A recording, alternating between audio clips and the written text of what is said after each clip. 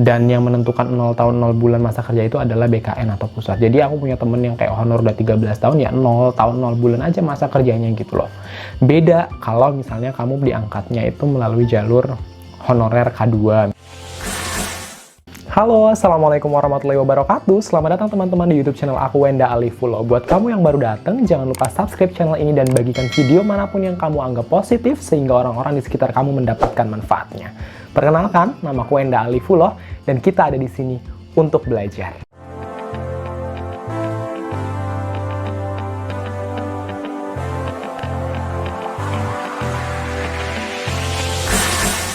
Nah, teman-teman semua, apa kabarnya nih? Mudah-mudahan kalian selalu sehat dan selalu dalam lindungan Allah Subhanahu wa Ta'ala dalam menjalankan segala aktivitas sehari-harinya, juga mudah-mudahan selalu dilancarkan sama Allah.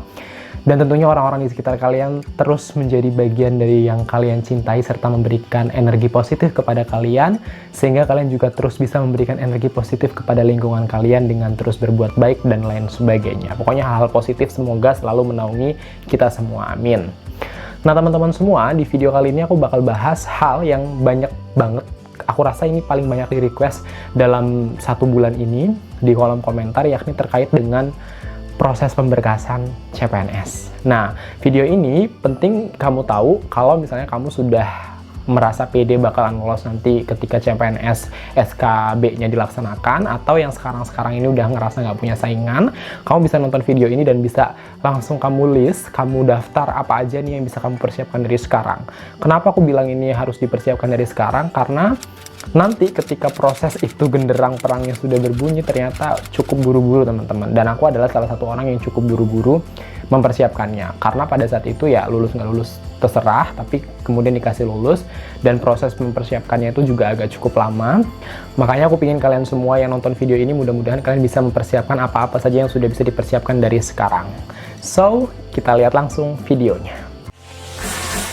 Nah, teman-teman, di video sebelum-sebelumnya aku pernah kan ceritain sama kalian semua tentang proses tahun aku menjadi CPNS, mulai dari proses pemberkasan sampai proses 100%-nya aku.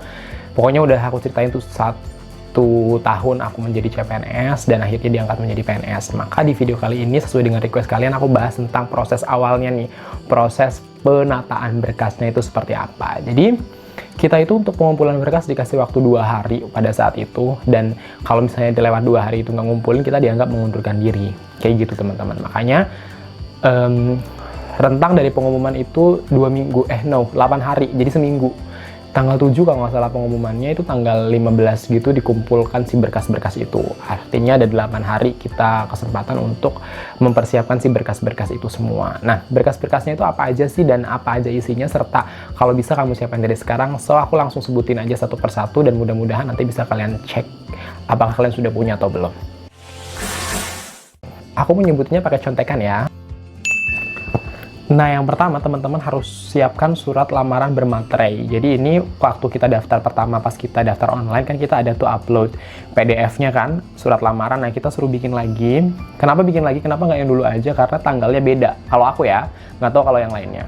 Surat lamaran ini ditujukan kepada pimpinan tertinggi nih. Misalnya kalau kita daftarnya di daerah berarti bupati atau wali kota. Kalau misalnya daftarnya di provinsi berarti ke gubernur. Kalau daftarnya di kementerian ya berarti ke menteri. Kalau misalnya daftarnya di, pokoknya gitu-gitulah. Kalian pasti ngerti. Jadi ditujukannya ke situ dan nanti pasti ada info keterangan lebih lanjutnya kok. Kalau ini sih mungkin belum bisa kita siapkan sekarang-sekarang ya teman-teman. Tapi nggak ada salahnya kalian tahu. Kemudian yang berikutnya adalah, yang kedua adalah siapkan fotokopi ijazah dan juga transkrip nilai yang kita pakai untuk mendaftar dengan legalisirnya ya. Ingat, harus legalisir basah pada saat itu aku kayak gitu. Jadi untuk teman-teman yang belum punya legalisir, bisa dari sekarang cari-cari legalisirnya. Dan aku yakin banget kalau misalnya kamu nyari legalisir sekarang juga, mau kamu lolos atau nggak lolos juga, sebenarnya namanya legalisir ijazah itu pasti kepake kan gitu. Nah, kalau misalnya legalisir ini, aku saranin kalian untuk siapkan dari sekarang. Kalau seandainya kalian belum punya, kalian bisa cari di kampus kalian dari sekarang-sekarang ini. Kalau misalnya kampusnya jauh-jauh, itu bisa minta yang banyak sekalian. Kayak aku nih, aku kan kampus aku di Bandung, kemudian aku sekarang tinggalnya di Riau. Nah, itu kan ada jaraknya lumayan tuh. Jadi ketika aku ke Bandung, aku langsung legalisir cukup banyak. Walaupun sebenarnya legalisir itu dibatasin kan, kayak cuma 10 lembar, tapi aku bilang, "Bapak, saya dari Riau gitu, saya boleh nggak minta lebih?" Dan kalau dikasih pengertian, pasti para petugas-petugas itu juga mengerti kok, mereka baik. Dan ya udah, akhirnya aku aman gitu. Untuk fotokopi sekarang masih punya banyak stoknya yang sudah dilegalisir. Kayak gitu teman-teman. Berikutnya, untuk kamu yang lulusan perguruan tinggi luar negeri, kamu perlu banget mempersiapkan surat penyetaraan ijazah kamu atau penyetaraan nilai-nilai kamu. Itu harus kamu persiapkan juga, kayak gitu. Berikutnya yang ketiga adalah fotokopi sertifikat pendidik. Untuk kamu-kamu yang guru, kamu harus persiapkan fotokopi sertifikat pendidik yang sudah dilegalisir sama pihak kampusnya juga. Pokoknya semuanya datanya aman, dia legal gitu ya. Dan fotokopi sertifikat pendidik ini kan bisa jadi surat sakti nih, bisa nanti nilainya penuh 100% ketika nanti SKB. Berikutnya adalah untuk tenaga kesehatan ya. Untuk nakes, siapkan STR-nya, dan ini harus dilegalisir dengan cap basah dari yang berhak mengeluarkan atau melegalisir STR tersebut. Nah, berikutnya adalah lampiran-lampiran dan juga cengkuna-cengkuna yang ada di peraturan BKN nomor 14 tahun 2018. Itu ada daftar riwayat hidup. Nah, itu kamu isi, ketentuannya adalah dengan ballpoint hitam, hurufnya kapital. Pokoknya kamu coba baca-baca deh apa aja yang ada di situ, jadi kamu bisa persiapkan. Karena di situ tuh sempat ada dulu tuh nama kepala sekolah lah, apalah yang kayak gitu-gitu tuh. Jadi kamu harus siapkan datanya dari sekarang, nggak ada salahnya kamu coba intip-intip di permen yang tadi aku sebutkan. Nah, di permen itu juga, selain daftar riwayat hidup, kita juga diminta untuk mengisi surat pernyataan tidak pernah dihukum penjara. Itu ada lampirannya di permen tersebut. Kemudian, surat pernyataan berikutnya yang kita juga lampirkan pada saat pemberkasan adalah surat pernyataan bersedia untuk tidak mengajukan pindah selama 10 tahun. Bayangkan, itu adalah yang menurut aku paling berat sih. Nanti kita cerita tentang hal itu ya. Berikutnya adalah SKCK atau surat keterangan catatan kepolisian. Ini harus dikeluarkan oleh resort ataupun daerah, nggak boleh dikeluarkan oleh sektor ya, nggak boleh oleh Polsek, harus Polres ataupun Polda. Itu syaratnya untuk CPNS. Berikutnya adalah surat keterangan sehat jasmani dan rohani. Ini adalah dua surat yang berbeda. Surat jasmani itu dikeluarkan oleh dokter umum ke rumah sakit umum.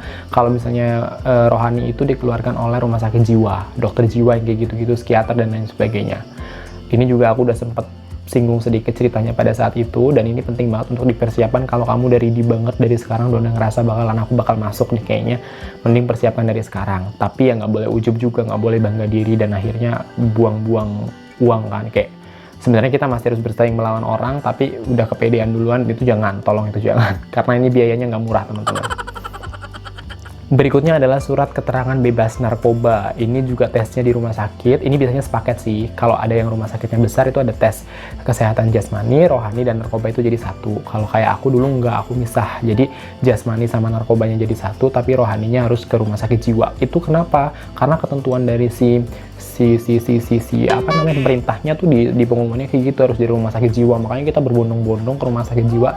Udah mah di Provinsi Riau rumah sakit jiwa itu cuma ada satu di ibu kota provinsinya, di Pekanbaru gitu. Jadi orang dari banyak kabupaten tuh menuju ke situ gitu. Nah, untuk beberapa daerah yang udah memprediksi hal tersebut, mereka akhirnya bikin poli jiwa gitu loh di rumah sakit daerahnya masing-masing untuk khusus menangani si para CPNS ini gitu. Jadi mereka tesnya di rumah sakit daerahnya masing-masing kayak gitu.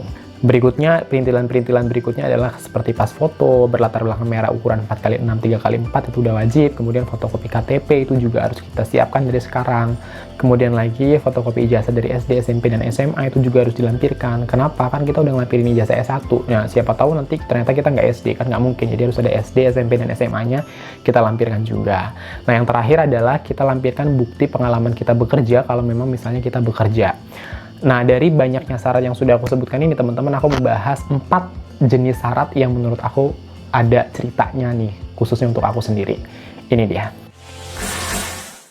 Yang pertama adalah tentang surat pernyataan tidak mengajukan pindah selama 10 tahun. Ini bener-bener ketika aku mau tanda tangan surat ini, rasanya kayak betah nggak ya gitu loh. 10 tahun loh itu di atas materai. Dan teman-teman, ini nanti aku juga bakalan, kalau misalnya pendaftaran CPNS udah buka, aku bakalan bagi-bagi tips sama kalian semua tentang gimana sih cara memilih formasi, harus seperti apa sih, haruskah yang kita cari yang peluangnya besar atau kita cari yang paling kita inginkan, kayak gitu-gitu. Nanti aku bagikan ketika nanti kita menjelang ketika kita menjelang pelaksanaan rekrutmen CPNS di tahun-tahun yang akan datang. Aku insya Allah akan bagikan tipsnya sama kalian semua. Kalau nanti lupa, kalian bisa ingatkan aku.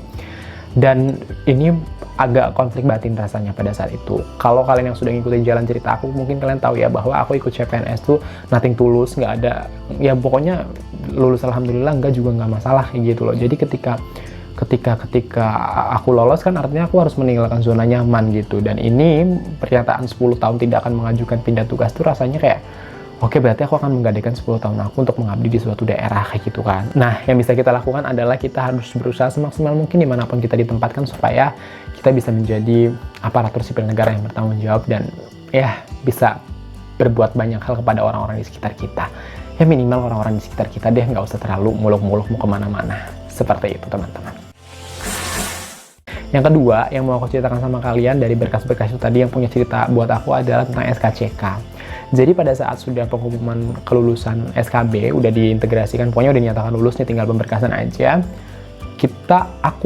Aku tuh baru bikin SKCK. Jadi pada saat itu tuh di Polres itu mereka petugas-petugas tuh bilang ini udah fix lulus nih.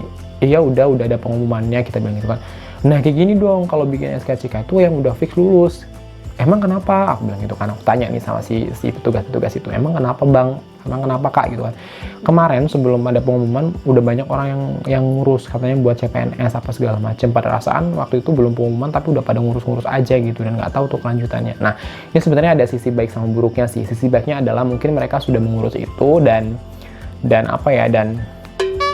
mereka udah yakin gitu mau lolos gitu kan. Cuman yang kedua, sisi buruknya adalah pertama SKCK itu ada masa berlakunya dan itu harus 6 bulan gitu loh teman-teman. Makanya lebih baik SKCK itu menjadi salah satu hal yang harus kita urus ketika kita sudah dinyatakan lolos seperti itu.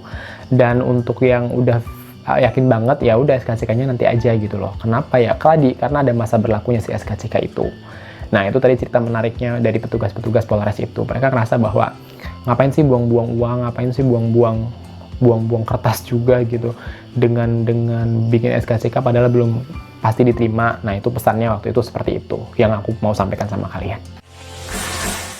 Yang ketiga yang mau aku ceritakan sama kalian adalah tentang membuat surat kesehatan jasmani, rohani, dan narkoba. Kalau jasmani itu tiap rumah sakit umum daerah juga pasti bisa.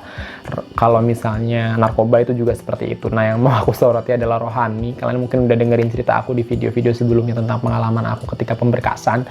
Bikin surat rohani ini gila cuy, ngantrinya 3 hari. Dan please banget ada yang lebih dari aku, ternyata ada yang 4 hari, 5 hari. Ini kayak apa ya?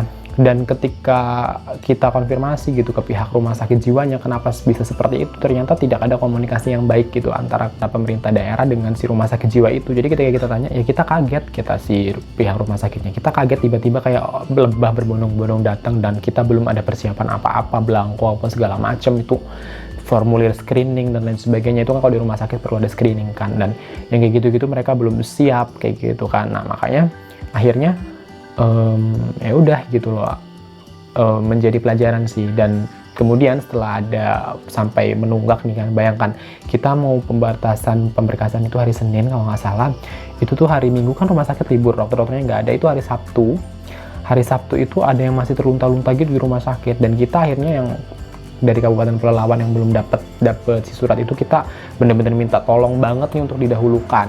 Akhirnya dari pihak rumah sakitnya tuh kayak yang dari Kabupaten Pelalawan mana nih kita dahulukan kayak gitu kan. Karena apa? Karena kita tuh pemberkasan tanggal 15-16, ada yang kabupaten lain yang kayak 17-18, ada yang 20-an gitu loh. Jadi beda-beda kan. Akhirnya kita didahulukan. Ya cuman namanya proses pendahuluan yang dari Kabupaten Pelalawan pun juga ngaku, iya nih saya dari Kabupaten Pelalawan. Triknya adalah yang aku lakukan sehingga aku bisa lumayan cepat adalah aku bawa nih si belangko pengumuman nama aku dari Kabupaten Pelalawan. Jadi aku bener-bener bawa itu kertas pengumuman yang ada nama aku, ada hasil nilai integrasi SKD-nya, aku stabilo, aku hektar, aku bawa kemana-mana. Pas di rumah sakit jiwa aku ajukan, ini Pak saya dari Kabupaten Pelalawan, ini buktinya. Jawabannya langsung, oh iya, oke. Akhirnya aku selesai dan aku dipanggil. Itu trik cerdas, bahwa untuk membuktikan diri kita tuh bener-bener real, bener-bener perlu bantuan, ya kita harus bawa bukti yang cocok kan gitu. Nggak hanya bisa ngomong dengan aku Pelalawan, karena orang dari kabupaten lain juga seperti itu teman-teman. Berikutnya yang keempat yang mau aku ceritakan sama kalian adalah tentang bukti pengalaman kerja. Teman-teman, awalnya ini beredar di antara kita semua bahwa nanti yang udah punya pengalaman kerja, ada yang punya pengalaman kerja 13 tahun honor, atau yang punya pengalaman kerjanya di pihak swasta, itu kan ada. Konon kayak gini, kalau di pihak swasta itu akan dihitung sebagai pengalamannya tuh setengah gitu loh. Setengah kalau di misalnya masa kerjanya tuh 5 tahun, maka akan dihitung sebagai 2,5 tahun sudah pernah bekerja. Kalau yang honor akan dihitung penuh, honor di instansi negeri pemerintahan gitu. Misalnya dia udah kerja 2 tahun, yang akan dihitung masa kerjanya 2 tahun.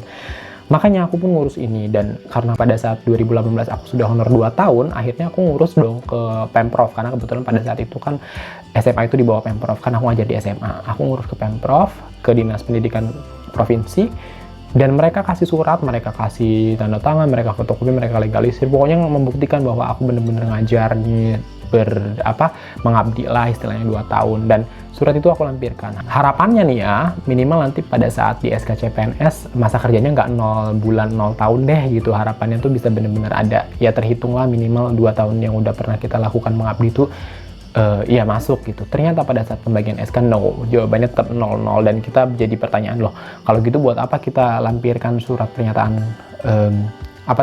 pengalaman bekerja gitu. Dan kita sempat tanya juga sama petugas, dan kata para petugas adalah kita melampirkan apa aja yang diminta oleh dari BKN, dari pusat, dan yang menentukan 0 tahun 0 bulan masa kerja itu adalah BKN atau pusat. Jadi aku punya temen yang kayak honor udah 13 tahun, ya 0 tahun 0 bulan aja masa kerjanya gitu loh. Beda kalau misalnya kamu diangkatnya itu melalui jalur honorer K2 misalnya kayak gitu. Nah itu baru masa kerja kamu akan diperhitungkan. Ternyata kayak gitu. Kalau yang rekrutmennya jalur umum itu akan tetap dianggap 0 tahun 0 bulan. Itu teman-teman ilmunya. Nah teman-teman, itu tadi adalah video tentang proses pemberkasan yang aku alami pada tahun 2018, yang pemberkasannya terjadi pada tahun 2019 awal, bulan Januari Februari itu. Mudah-mudahan video tadi bisa memberikan informasi kepada kamu semua yang ingin tahu proses pemberkasannya seperti apa. Sekali lagi, informasi ini bisa kamu terapkan untuk teman-teman yang ngerasa sudah bakalan lolos atau sudah tidak punya saingan. Itu kamu bisa pilih-pilih mana yang bisa kamu siapkan dari sekarang. Kenapa harus dari sekarang? Karena proses mempersiapkan itu makan waktu cukup lama dan harus sistematis. Aku selalu pakai rumus aku bikin daftar apa aja yang udah aku checklist yang kayak gitu-gitu. Dan itu juga memakan waktu yang cukup lama, dan ya perlu izin 1-2 hari gitu dari tempat kerja. Makanya jadi teman-teman yang bisa mempersiapkan dari sekarang, silahkan dipersiapkan dari sekarang juga. Terima kasih teman-teman yang sudah nonton video ini. Mohon maaf apabila ada kekurangan. Buat kamu semua, aku minta bantuannya ya. Jangan lupa untuk subscribe, like, dan juga berikan komentar positif kamu yang membangun. Serta kalau kamu punya pertanyaan, silahkan kamu ketikkan di kolom komentar, dan insya Allah kalau ada kesempatan, aku bakal jawab. Jangan lupa subscribe. Sampai ketemu di video berikutnya. Assalamualaikum warahmatullahi wabarakatuh. Dadah!